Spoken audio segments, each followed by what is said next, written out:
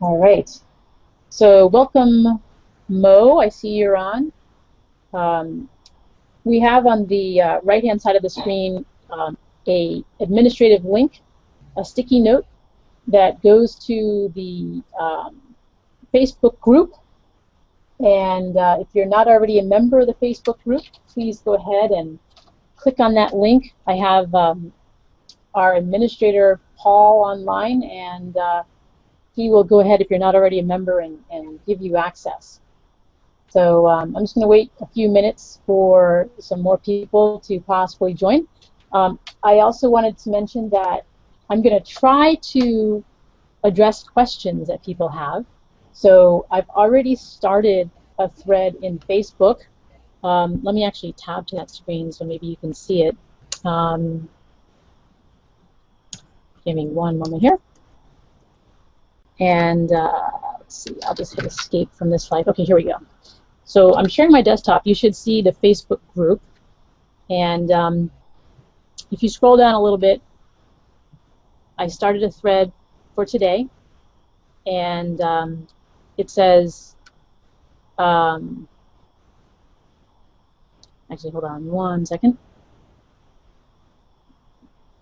I was multitasking earlier, so I might have started writing and didn't post it. I noticed this says July 3rd. Okay, let me write a post right now. And hello, everyone. Please introduce and name, location, and post your questions or comments here.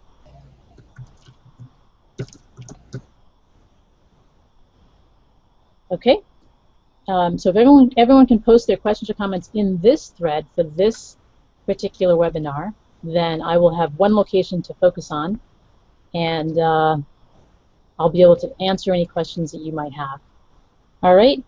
So let me go back to this screen.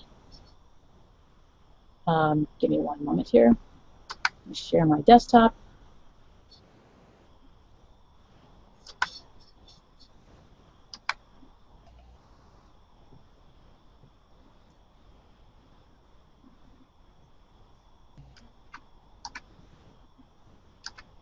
All right. Okay, so I'm looking at the attendee list, and everything looks good. So I'm going to go ahead and get started. This webinar is recorded, so if you have any questions or need assistance with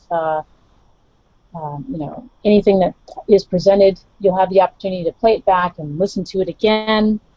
So feel free to do that. As I just mentioned, we have a Facebook group. There's a sticky chat you'll see on the right-hand side that redirects everyone to the Facebook group, and we have an admin there who will give you membership immediately. Today I'll show you the location of the files we're going to go through, and we're going to go through some things I think that will help you be successful with your ability to control risks. And I also wanted to mention that for the VIP members who are a part of e-projectmanagers.com, I have a weekly mastermind group where we meet in Google Hangouts and have a conversation and go through more information to help you be successful and answer questions directly. And last but not least, for those of you who stay to the end of this webinar, you'll have the opportunity to receive a free gift from me that's valued at $97. So I encourage you to stay with this. And for those of you who are listening to the replay, feel free to go ahead and also listen to the whole thing. And when I mention what the free gift is, feel free to try and get it as well. Just because you're listening to the replay does not mean that you won't have the opportunity. You never know. Okay? So now let me go back to my web browser. I'm going to stop sharing my screen. Okay, there we go. All right. Okay, so hello everyone. So today I wanted to focus on controlling risks. In our last webinar, we went through some tools and techniques that you can use for initially capturing your risks. And today I want to expand a little bit on that so that you could go through your project lifecycle with a process that will help you be successful. Okay, so let me go back to the files that we use. And by the way, I'm actually showing these files through Google Docs, but these are all files that you can download from e-projectmanagers.com. I've put them in Google Docs. I'm going to share my desktop now, and that's the best way to access these files that I'm sharing with you. Okay, so let me go back to Chrome and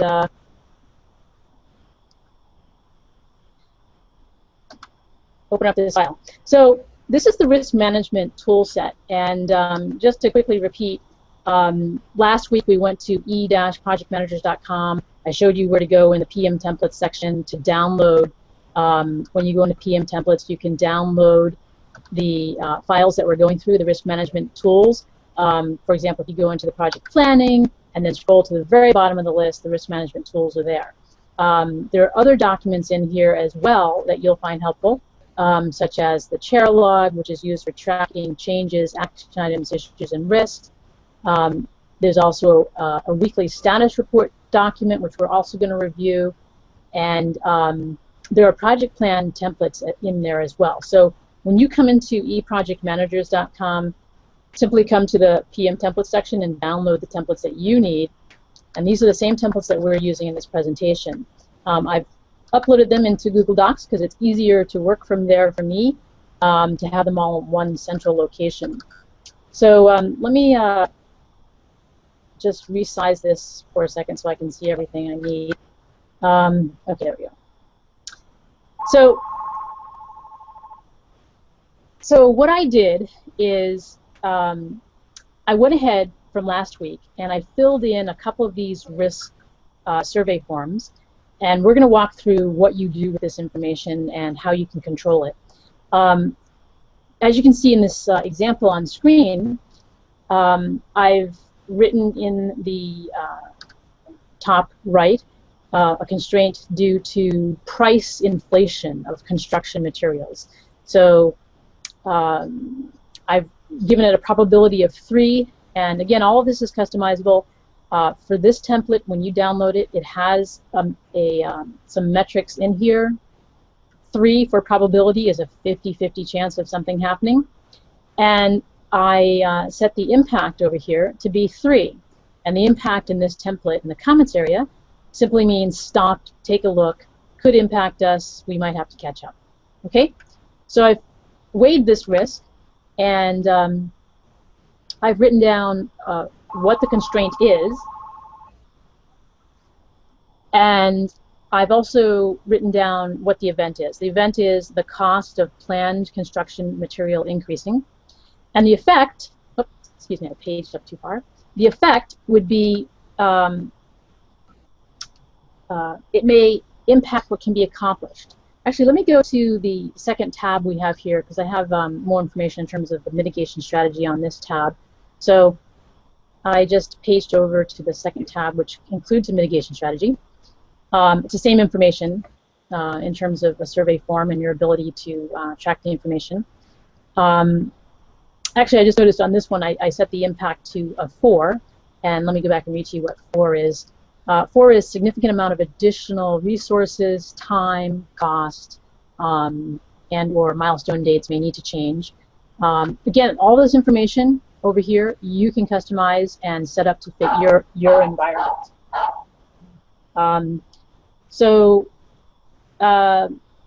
I've measured this with a probability of 3, impact of 4, and the effect is if the price inflates, then it may cause us to do a new analysis on what we can accomplish in the project, because we may not be able to do everything that we plan to do.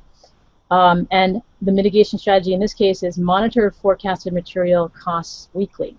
Okay. Now, there's one other detail I want to show you, which you may have a question about. The risk board, which I showed you, once you've captured all of your risk on the little piece of paper, ultimately, when you meet with your team and review it, you'll have on your whiteboard or on a plotter all of the risk placed in the order in which they've been categorized or ranked, I should say. And how that's done, just to clarify, is if you have a risk with a probability of 3, this is the probability column. If it's a probability of 3 and an impact of 3, let me just minimize my screen a little bit so you can see more, then you would paste it in this section of the screen. If it's a probability of 3 and an impact of 4, it would be over here, because this is the probability column, and down here is the impact. So you would place it, if it's a probability of 3 and impact of 4, at this point. And just another quick example: if the probability was a 2 and the impact was a 4, here's 4, then it would be placed over here. And again, this overview gives you a perspective of how many risks you have, whether your project has chances of success or failure. If there are more risks, there's always more chances of failure, but then again, you'd need to have more controls in place to control those risks. So I just want to point that out. Now, the next thing I want to show you is the risk log. In the risk log, what we've done is, after you've gathered all your risks, you would then go ahead and enter the risks. So let's say you had your risk analysis meeting on June 28th, and you assigned an owner to the risk of the price inflation of construction material as Roberta. And let's say when you were gathering your risk on the survey form, and again, feel free to customize this as well. You can add categories, you could add a risk owner to this form, whatever works for you in terms of gathering the information, you should do that. But once you've gathered it, you want to put it in this log, which you'll be using in your weekly status reports. You'll also use this log, which we'll show you in a minute, to update your project schedule.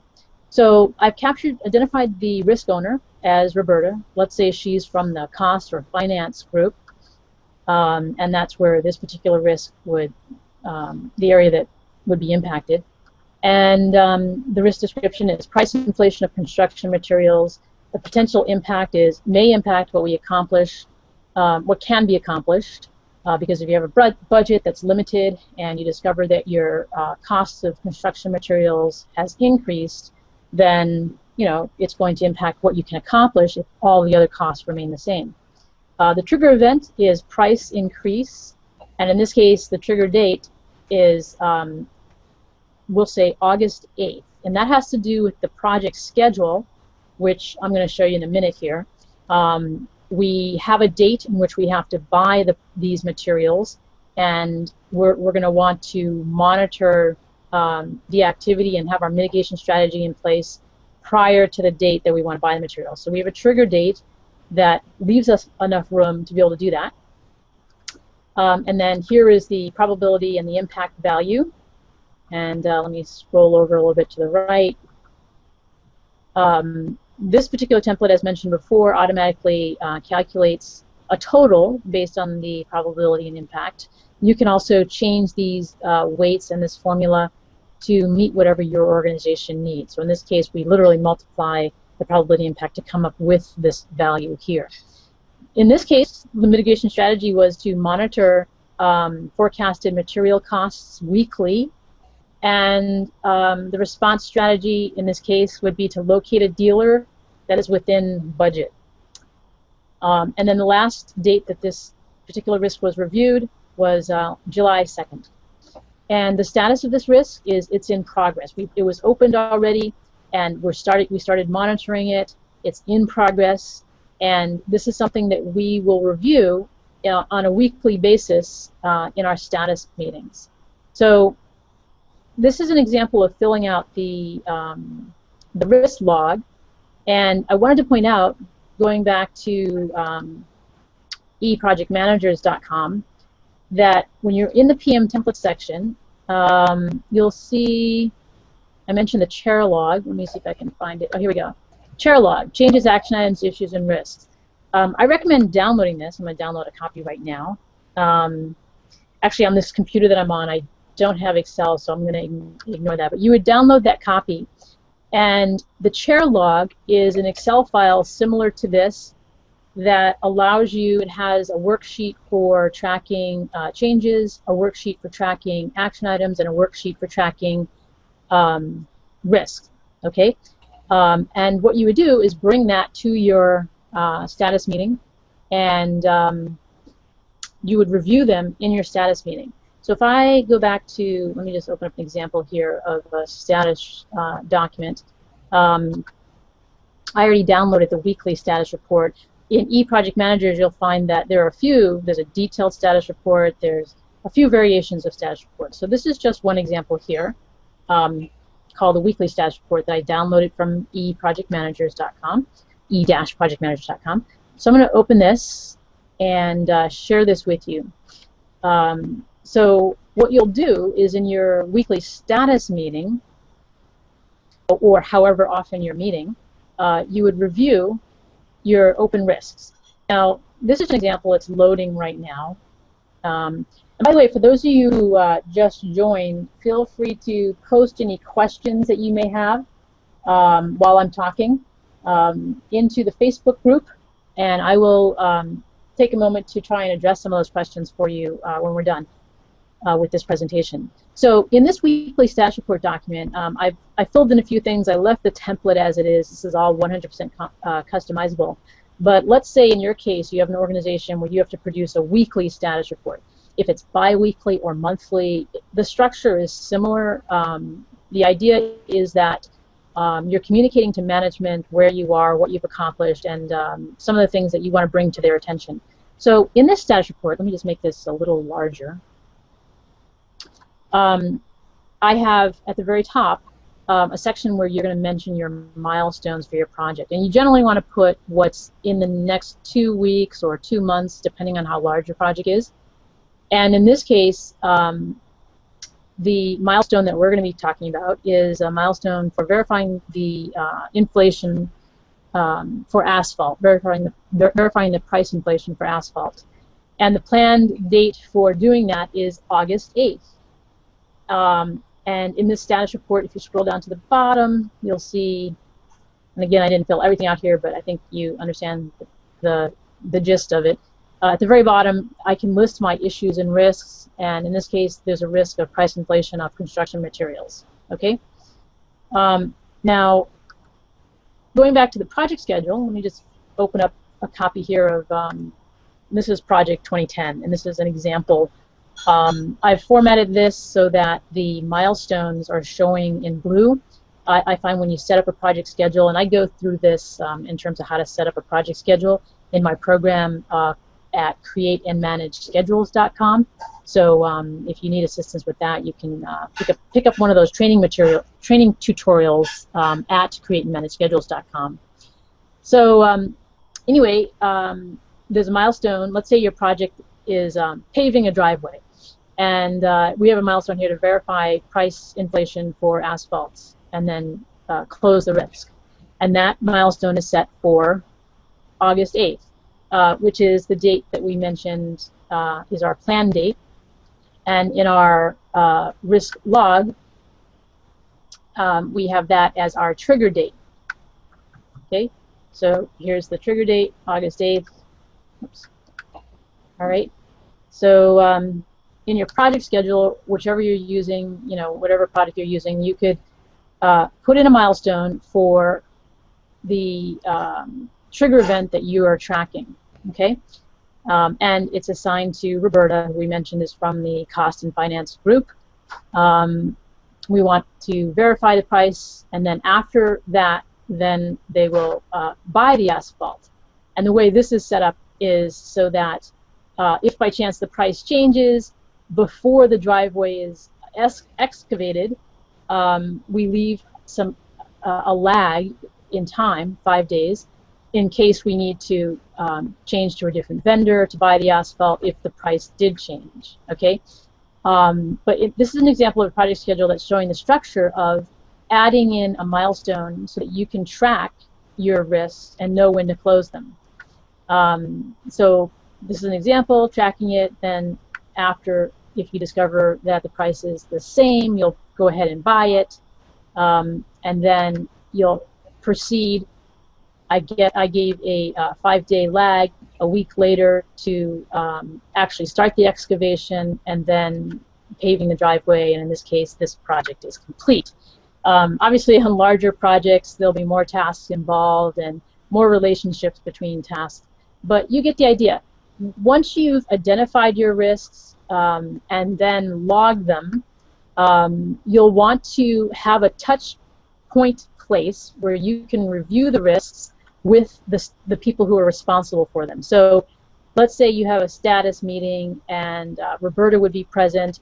You would ask her the status of where she is with the ownership of this risk.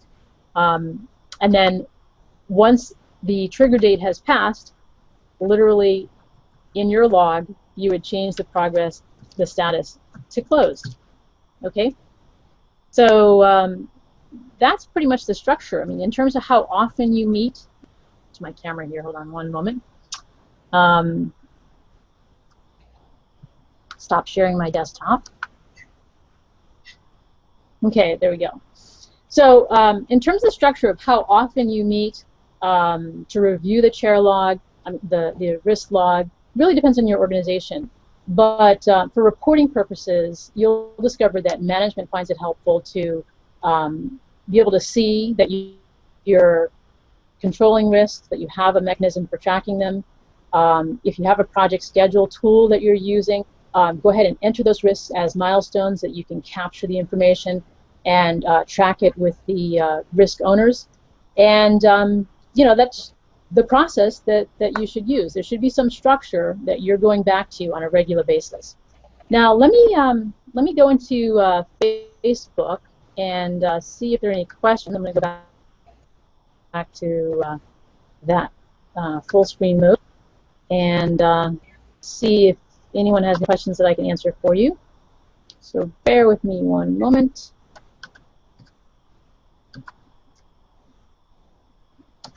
And okay, so I don't see questions right now, but that's okay. But again, feel free to come back and fill this in if you have any questions relating to what we're talking about. And let me go back to my presentation. Give me one moment here, since I'm sharing the desktop.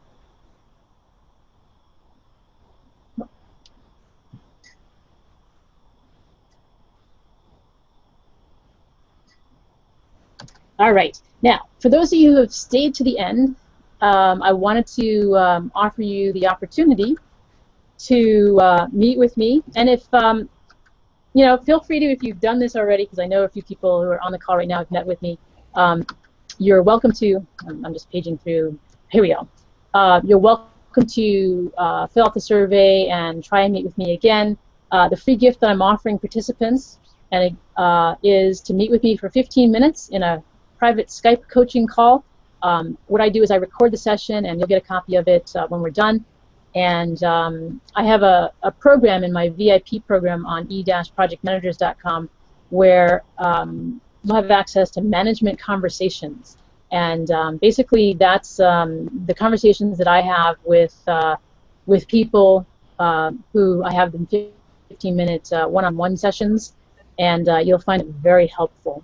Okay, so to get to this free gift, all you need to do is from the Facebook page, you'll see here, it says additional coaching sessions are available, click here. So simply click here, fill out the survey that's there, and I will be reaching out to you, okay?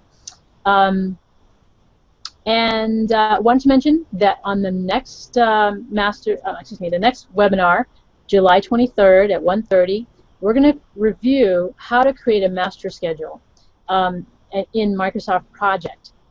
This is something that I have actually walked many people through. It's very helpful if you're juggling multiple projects simultaneously, and this is a very popular subject for many people. Okay, and I'm going to post this presentation up in the Facebook group, and when you get the electronic copy, you'll be able to click on the link to register for this webinar. And let me check one more time to see if anyone has any questions out here. Let me refresh my page. Dun, dun, dun, dun. Waiting for the refresh.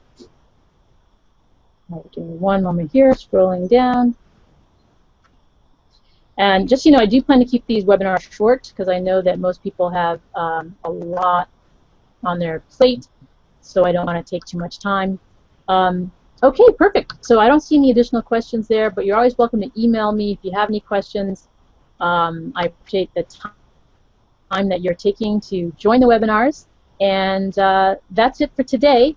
Let me escape out of here and go back to the camera that I have. Give me one moment. There we go. Okay, so as I mentioned, I have a Google Hangout session that I participate in with members who are VIP members of e-projectmanagers.com. And if you're interested in more coaching one-on-one or in a small group, feel free to join that. And to do that, simply sign up as a VIP member on e-projectmanagers.com. And you can participate in the Hangouts that we have. Also, if you have any subjects that you'd like me to cover, feel free to post that in Facebook, and I'll be happy to try and address them. Okay? So thank you for your time, and I'll see you in 2 weeks. Bye-bye.